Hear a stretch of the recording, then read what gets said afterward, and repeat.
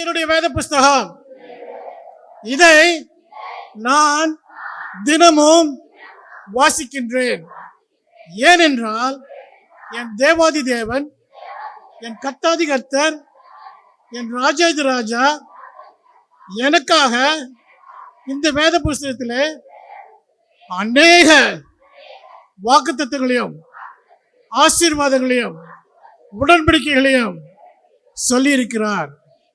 இந்த வேத புஸ்தகத்தை நான் தினமும் வாசிப்பதால், தினமும் நேசிப்பதால், இந்த புஸ்தகத்தை நான் சுவாசிப்பதால்,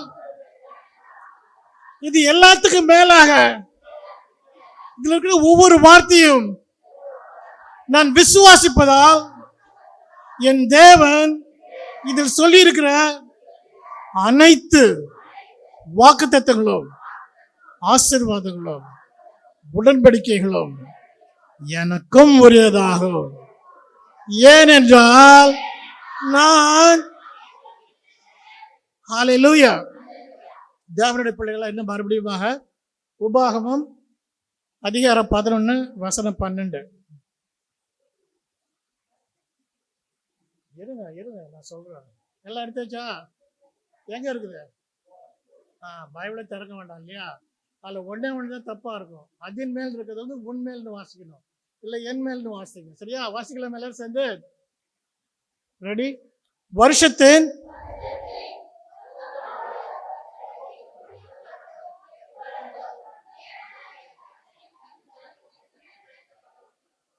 ஹல்லேலூயா. எங்கள் கண்மலை மேம்படுற கர்த்தாவே, எங்கள் வாயின் வார்த்தைகளும் எங்கள் இருதயத்தின் தியானமும் உங்களுடைய சமூகத்தில் பிரீதியாக இருக்கத்தக்க கிருபை செய்ய வேண்டும் என்று எங்கள் அருமையார் இயேசு கிறிஸ்து மூலமாக வேண்டிக் கொள்கிறோம் பிதாவே. ஆமென். எல்லாரும் உட்காருவோம். ஒரு சின்ன கேள்வியோட நான் ஆரம்பிக்க போறேன். போன வாரத்தை கண்டினியூஷன் தான். எல்லாம் உட்காரு.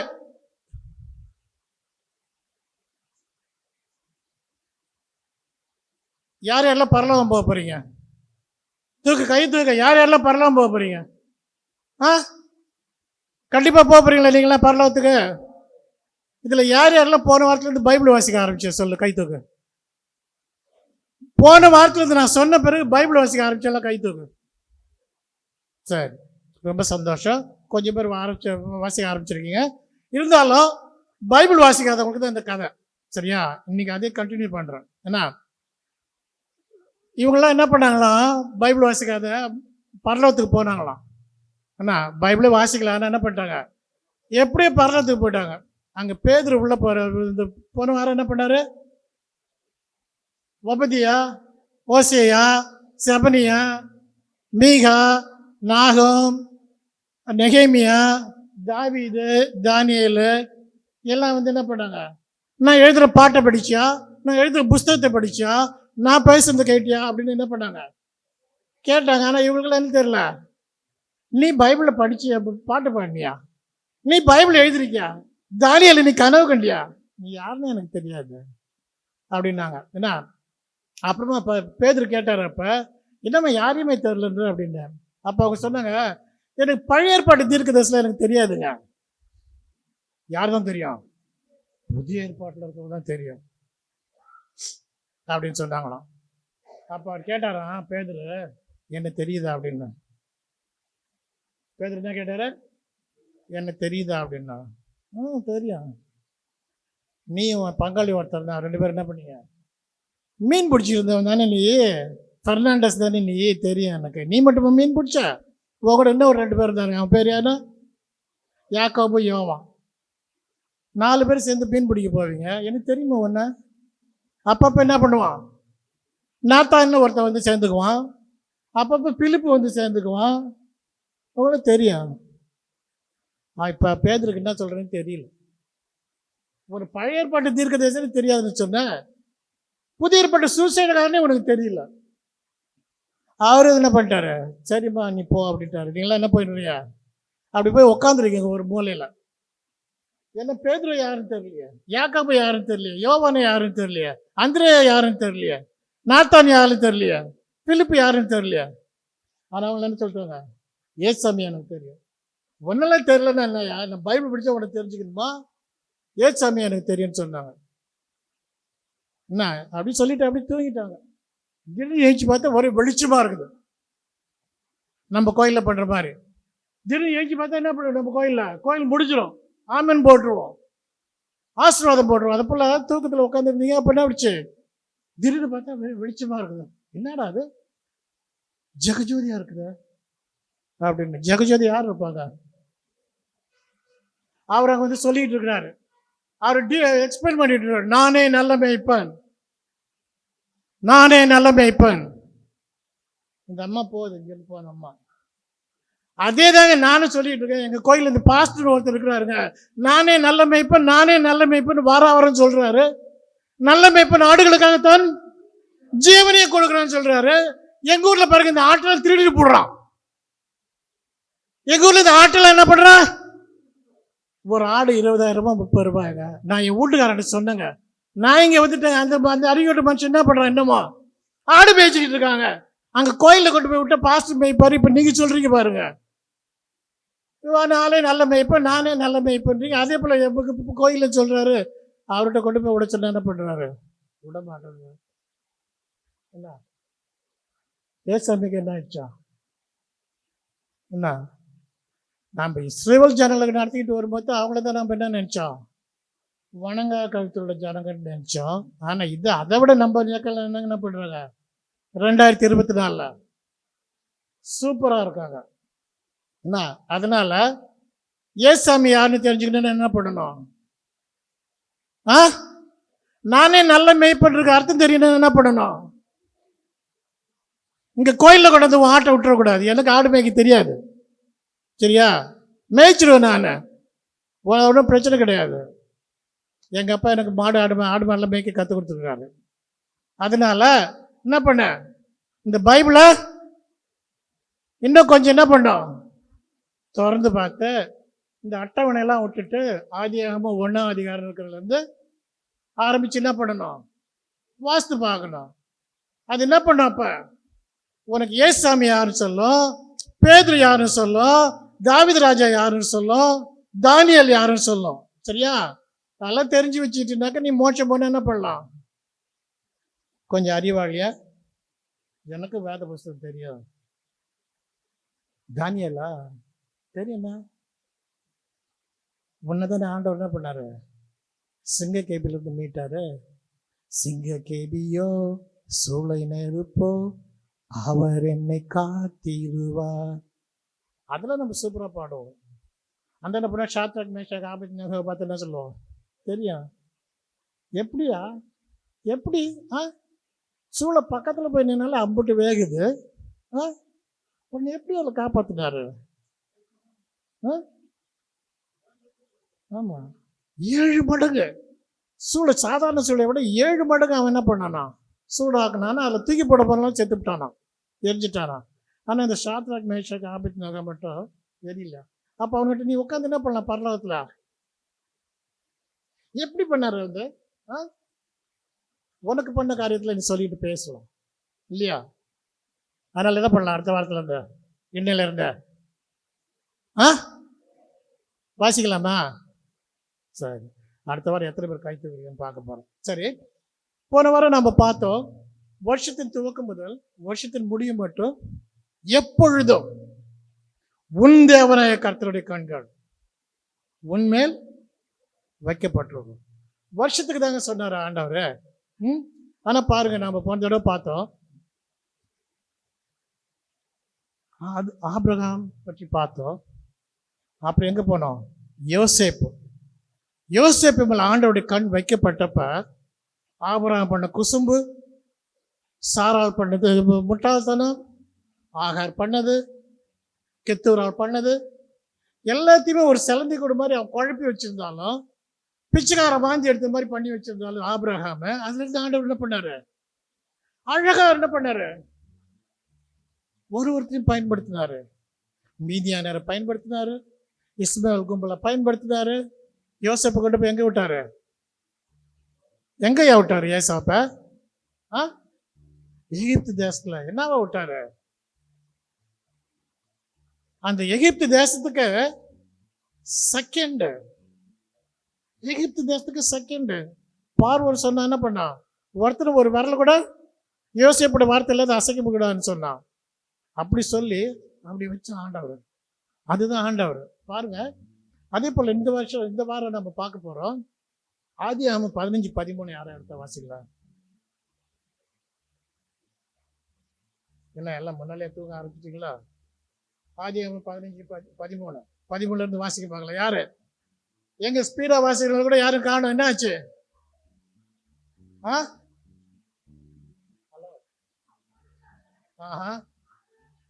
ஆபிரகாமை நோக்கி உன் சந்ததியார் தங்களுடைய அந்நிய தேசத்தில் தேசத்தாரை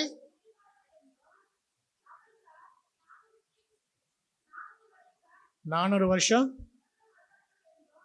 உபத்திரப்படுவார்கள். பாருங்க அங்க சொல்றாரு. இங்க பாருங்க, வருஷத்துக்கு துவக்கம் முதல் வருஷத்துக்கு முடியும் மட்டும் அவருடைய கண்களை இருக்குன்னு சொன்னாரு. ஆனா ஆபிரகாம்கிட்ட இது போடும்போது, அக்ரிமெண்ட் போடும்போது, என்ன குத்தகை போடும்போது, லீஸ் போடும்போது 40 வருஷத்துக்கு என்ன பண்ணிட்டு 400 வருஷத்துக்கு என்ன பண்ணிட்டாரு? இஸ்ரேல் ஜனங்களை மற்ற நாட்டில் அடிமைகளாக உபத்திரப்படுவது கொடுத்தாரு. சொல்லிக்கிறார், வருஷத்தை துவக்கம் முதல் வருஷத்தின் முடிய மட்டும் எப்பொழுதும் உன் தேவனாய கர்த்தருடைய கண்கள் உண்மையில் இருக்கும். அப்ப என்ன பாருங்க, இந்த 400 வருஷம், இந்த 400 வருஷன்றது அவர் என்ன சொல்றாருனாக்கா, எத்தனை தலைமுறை சொல்றாரு? 4 தலைமுறைன்னு சொல்றாரு. அதை கீழே படிச்சு பார்த்தீங்கன்னாக்கா 16வது அதிகாரம் 16வது வசனம் படிச்சு பாருங்களா. 15-16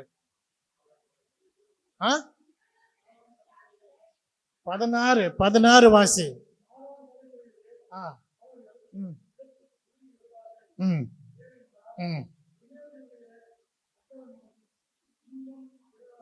எம்மோருடைய அக்கிரமம் என்ன நிறைவாகவில்லை. பாருங்க, 400 வருஷத்துக்கு அப்புறம் 4 தலைமுறைக்கு அப்புறம் 400 வருஷம் சொல்லிட்டாரு, 4 தலைமுறை சொல்லிட்டாரு. அப்ப 4 தலைமுறை வந்து எத்தனை வருஷமா அது? ஒரு தலைமுறைக்கு எத்தனை வருஷம்?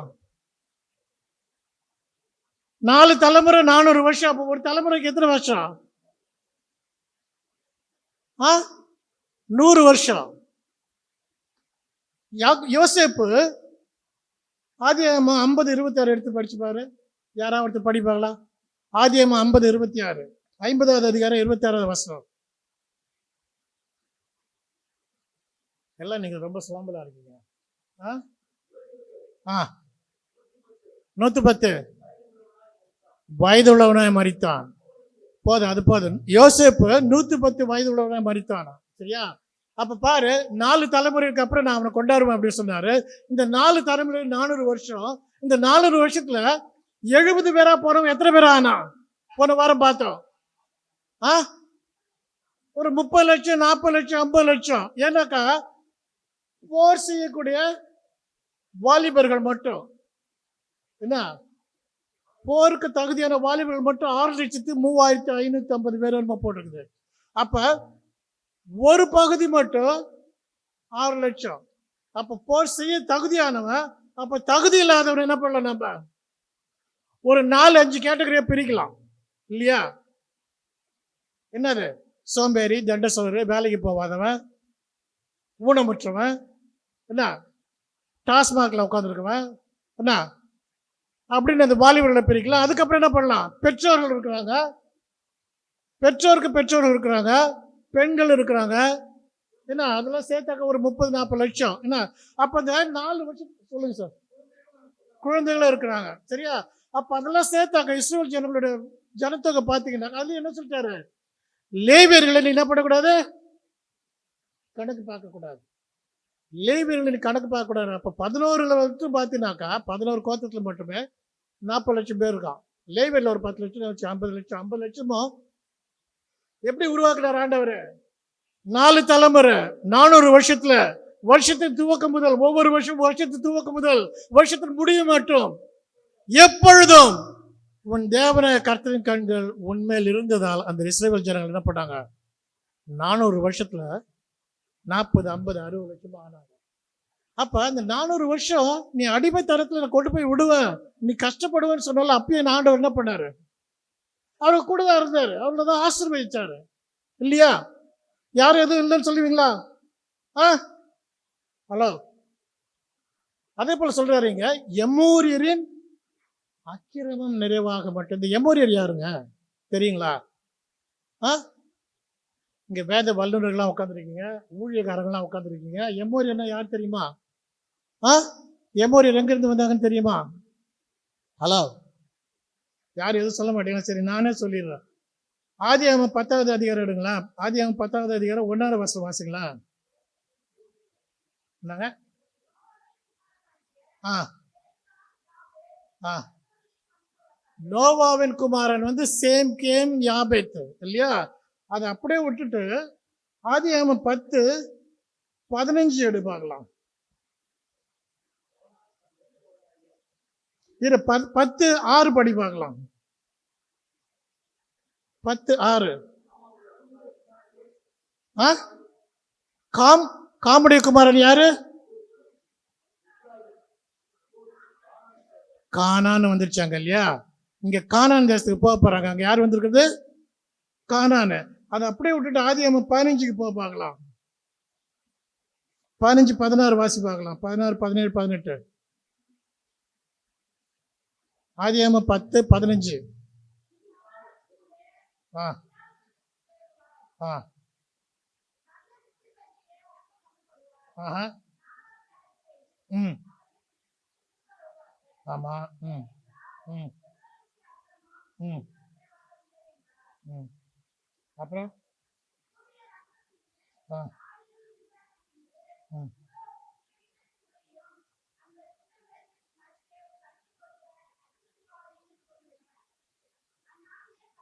நான் வந்து சொன்னது ஒண்ணு, நீ சொல்றது படிக்கிறது ஒண்ணா இருக்குது. ஆதியாகமம் 10ல் வாசிக்க சொன்னேன் நான். ஆதியாகமம் 10:15 தானே வாசிக்கிற? வாசி. என்ன கண்ணுக்கிட்ட தெரியலையா என்ன? ஆ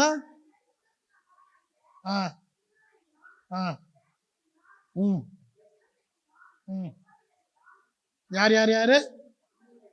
எபூசியரையும் எமோரியரையும் கிர்காசியரையும் ஈவியரையும் அர்கீரியரையும் சீதியரையும் அர்வாதியரையும் செமாரியரையும் காமாத்தியரையும் பெற்றான். அப்ப இது யாருடைய பிள்ளைங்க? சேம் காமுடைய பிள்ளைங்க தான். காமுடைய பிள்ளை கானான், கானான்ல இருந்து வந்தது. அப்ப இவங்க எல்லாரும் என்னது? உறவுதான். சரியா? உறவுதான். நோவாவுடைய பிள்ளைங்க. ஆபிரகாம் யார்ல இருந்து வந்தாரு? நோவால இருந்து வந்தாரு. அப்ப இந்த சேம் காம் யாபேத்ல இருந்து வந்த கும்பல் தான் அது.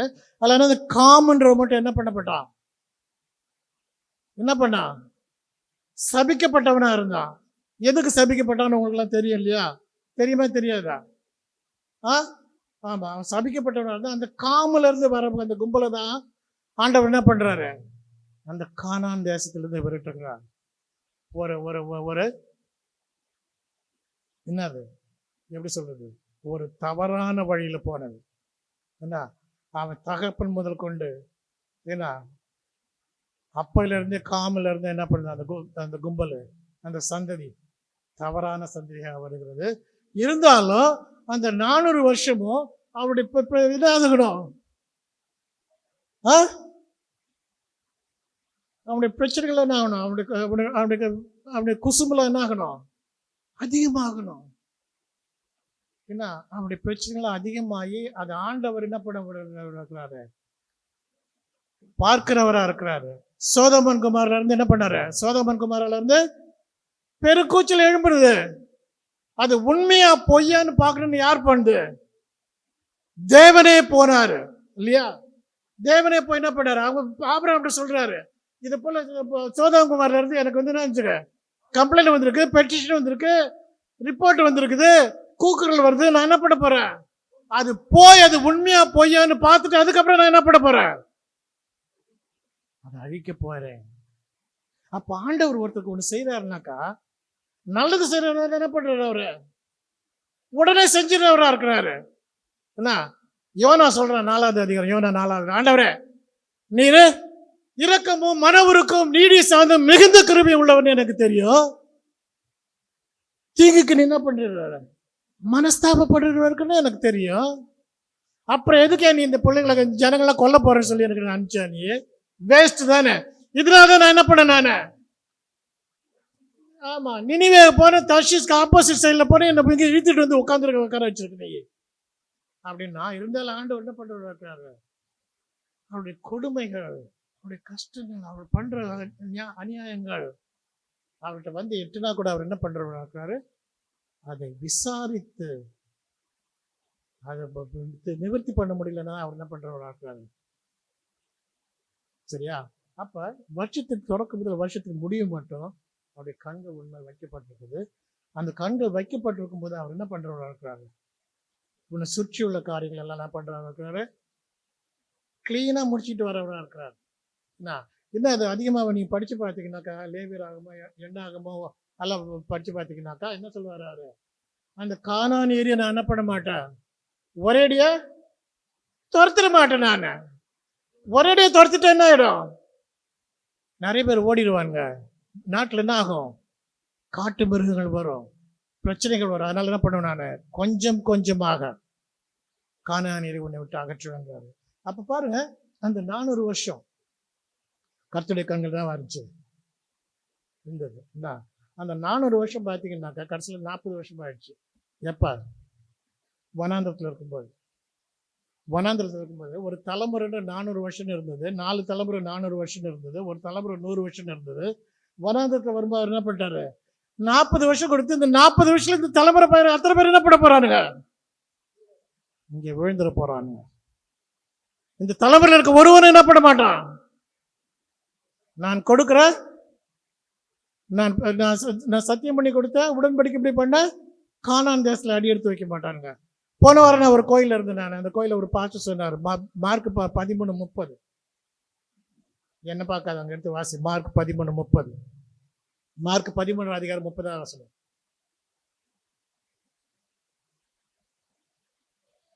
ஆ ஆ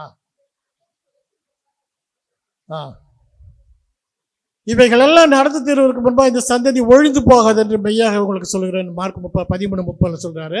அந்த சந்ததி வந்து ஒழியறதுக்கு வந்து 40 வருஷம் தான். 70 வருஷத்துல அந்த சந்ததியை ஒழிஞ்சு போகுது. ஏன்னா கர்த்தர் இயேசு கிறிஸ்து பிறந்தது வந்து எப்ப? 1வது வருஷம் இல்லையா?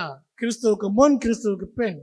என்ன, கிறிஸ்துவுக்கு முன்னால போயிடுச்சு. கிறிஸ்து பிறந்தது வந்து 1வது வருஷம். 30வது வருஷம் அவருடைய ஊழியத்தை ஆரம்பிக்கிறாரு.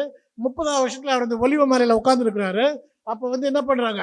பேதுரு, யாக்கோபு, யோவான், அந்திரே எல்லாம் வந்து அவன்கிட்ட கேட்கறாங்க. அப்போ அவர் சொல்றாரு, 30 வருஷம் முடிஞ்சிருச்சு, நான் ஊழியத்தை ஆரம்பிச்சுட்டேன், இன்னும் இந்த சந்ததி என்ன பண்ண போகுது? இந்த ஆலயம், இந்த எருசலேம் அழிக்கப்படுறதுக்கு முன்னால் என்ன பண்ணும்?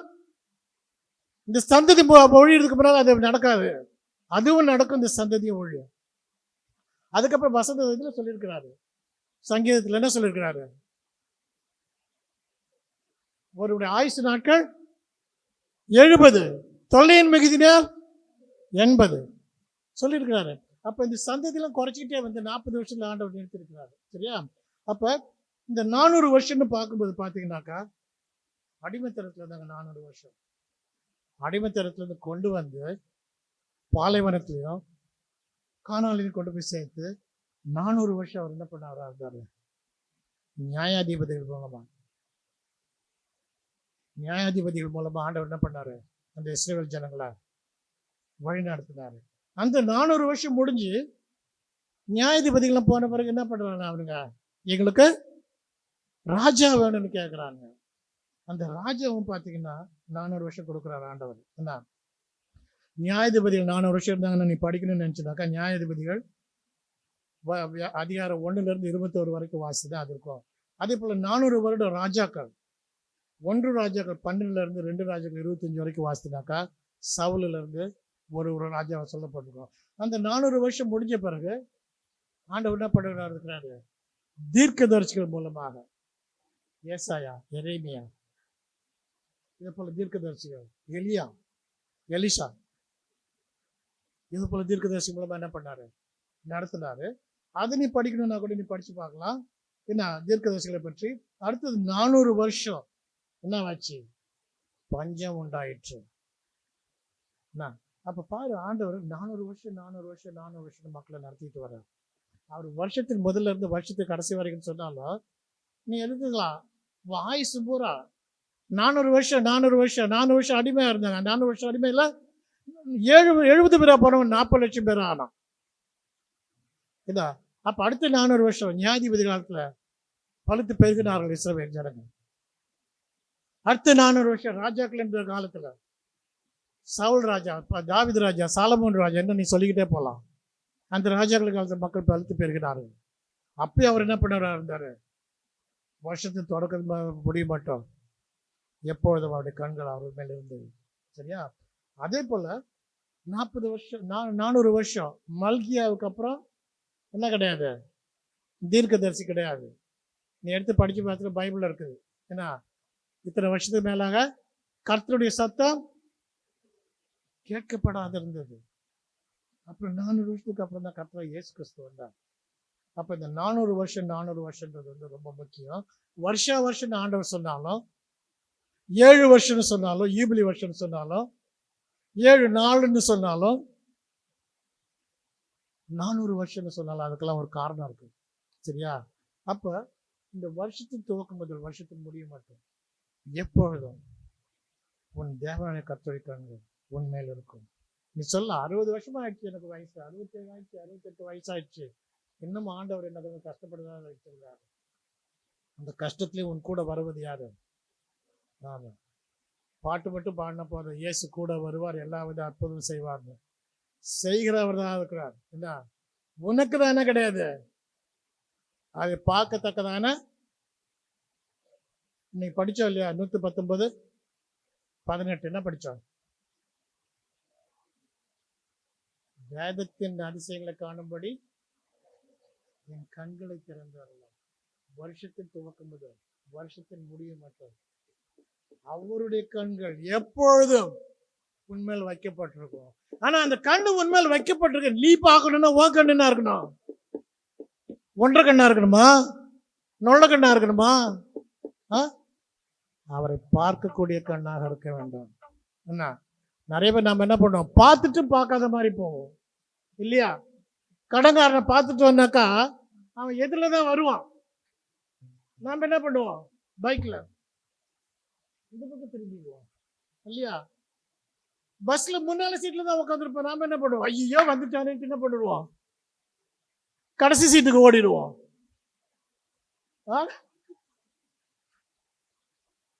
அதுதாங்க வருஷத்தின் துவக்கம் முதல் வருஷத்தின் முடிய மாட்டோம், எப்பொழுதும் உன் தேவனாய கர்த்தரின் கண்கள் உண்மையில் வைக்கப்பட்டிருக்கும்.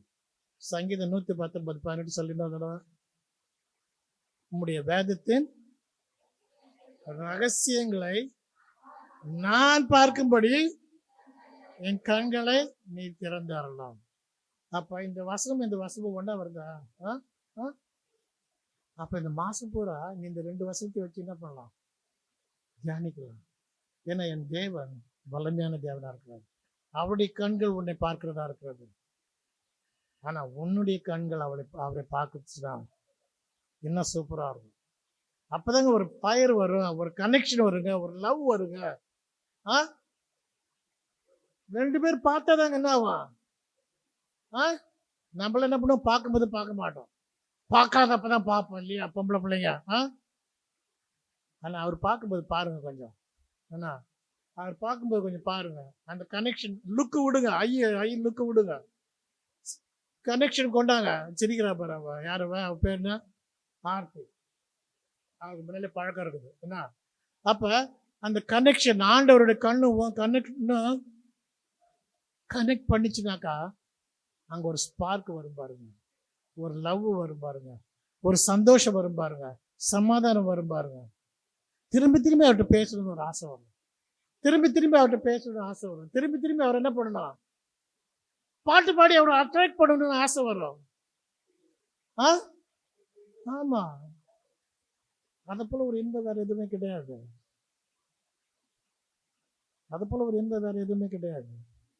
ஆமா, அதனால அவருடைய கண்கள் எப்பொழுதும் உண்மையில் வைக்கப்பட்டிருக்குது.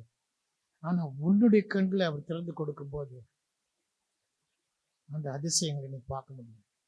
ஹல்லேலூயா. எல்லாம் முட்டி போடுவோமா?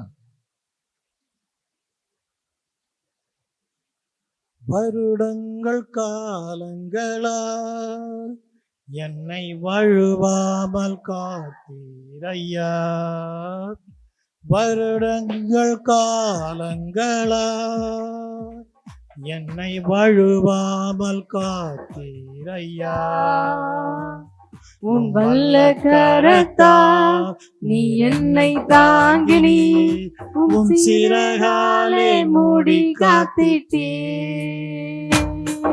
உன் வல்ல கரத்தால் நீ என்னை தாங்கினி, உன் சிறகாலே மூடி காத்திட்டே.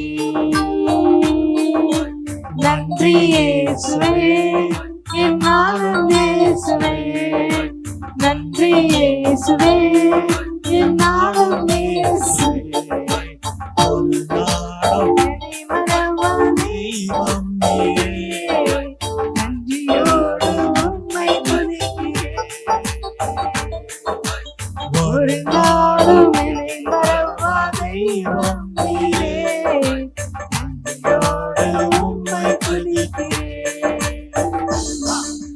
வாக்கு தத்தம் தந்தவரே, உந்தன் வாக்கில் உண்மை உள்ளவரே,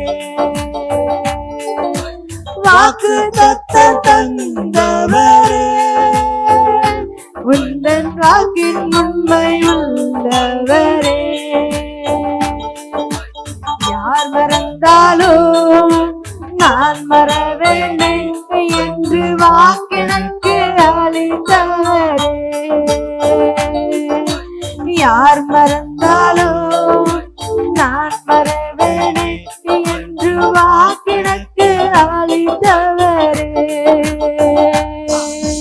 நன்றி இயேசுவே, என் நாளும் இயேசுவே, நன்றி இயேசுவே, ஒரு நாளும் இயேசுவே, ஒரு நாளும் என்னை மறவா தெய்வம் நீரே, நன்றியோடு உம்மை துதிக்கிறேன். ஒரு நாளும் என்னை மறவா தெய்வம் நீரே, நன்றியோடு உம்மை துதிக்கிறேன். 400 வருஷம் அல்ல சுவாமி, 4000 வருஷமா இருந்தாலும் 4 மில்லியன் வருஷம்னு சொல்லிக்கிட்டாலும் சுவாமி, நீர் நேற்றும் என்றும் என்று மாறாத ஜீவனுள்ள தேவனா இருக்கு சுவாமி. வருஷத்தின் துவக்கம் முதல் வருஷம் முடியும் மட்டும் எப்பொழுது சுவாமி உம்முடைய கண்கள் எங்கள் மேல் வைக்கப்பட்டிருக்கு சுவாமி. எங்களுடைய கண்கள் உண்மை காணத்தக்கதா சுவாமி, உம்முடைய அதிசயங்களை நாங்கள் பார்க்கத்தக்கதா சுவாமி. இது அந்த நாளில் எங்களுக்கு திறந்து கொடுத்த கண்களுக்காக நன்றி செலுத்துகிற சுவாமி.